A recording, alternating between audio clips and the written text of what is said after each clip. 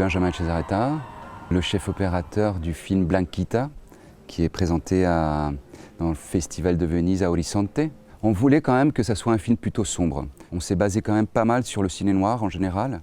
On n'a pas hésité à quand même sous-exposer pas mal pour créer effectivement un peu de mystère et accompagner un peu aussi l'ambiguïté du personnage. C'est-à-dire que le personnage, on ne sait pas, et on découvre au fur et à mesure du film, quel chemin il prend. Et donc, c'était intéressant en fait de proposer une image qui soit aussi un peu sombre, avec beaucoup de contre-jour, assez silhouettée en fait, pour dévoiler, si tu veux, petit à petit en fait, l'identité réelle en fait de Blanquita. Estos niños como si fuera una capacitación de PowerPoint. Ustedes son responsables de la impunidad de los violadores. Yo te voy a defender. Para eso estamos. Blanquita reconoció al senador Enrique Vázquez. Posible, si yo conozco mucho a Enrique. Enrique no. Et on a tourné donc avec une Alexa LF, la grande, et avec des masters anamorphiques qu'on a quand même pas mal filtrés. Et on a combiné en fait des masters anamorphiques aussi avec des lomos anamorphiques. Fernando, le réalisateur, donc, il tenait beaucoup à quand même garder un peu la déformation du lomo, le flair du lomo. Moi, je voulais quand même quelque part avoir une image un peu plus moderne aussi, sans trop de déformation. Donc on a trouvé un compromis dans les scènes où le personnage était seul. On utilisait les optiques lomo.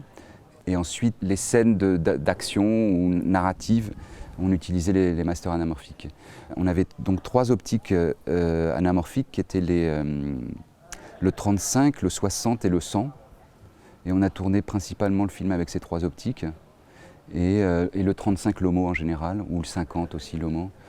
Les masters anamorphiques pour avoir quand même quelque chose, pour pouvoir quand même les mélanger un peu, ces 2 optiques, on a filtré énormément. J'utilisais les Hollywood Blackmagic, je crois, plus un Black Promist. Après, je combinais en fonction de s'il y avait trop de haute lumière et que les fenêtres elles étaient trop éclatées. Je dosais un petit peu moins. Enfin, mais en général, j'ai jamais abandonné de filtre. Ce qui fait quand même qu'on a une image un peu voilée, qu'on a recontrasté un petit peu quand même en post-prod. Ce qui permettait d'avoir des noirs qui n'étaient pas trop denses. Et puis la caméra, en général, on l'a utilisée souvent à 1250 ASA, même en intérieur jour et tout. Ce qui m'a permis de ne pas utiliser trop de lumière. On utilisait aussi des grands draps noirs à côté de la caméra pour réussir à contraster bien l'image.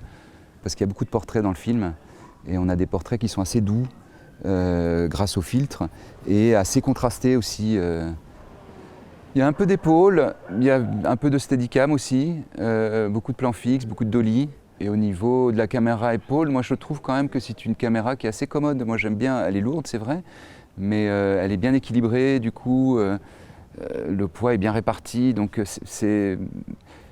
Enfin je sais pas, c'est un peu comme les vieilles caméras, tu peux lâcher les mains et elle est à l'épaule quoi. Enfin, donc ça me dérangeait pas du tout, au contraire. Et puis son poids aussi, il propose une belle inertie aussi, donc ça permet d'avoir quand même une caméra qui est assez douce quand même à l'épaule. Hablar con ella, conocer a mi hija. Van a matar al niño, no van a matar al niño. No va a pasar nada.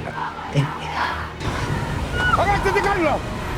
Te está perjudicando a la iglesia y eso yo no te lo voy a permitir.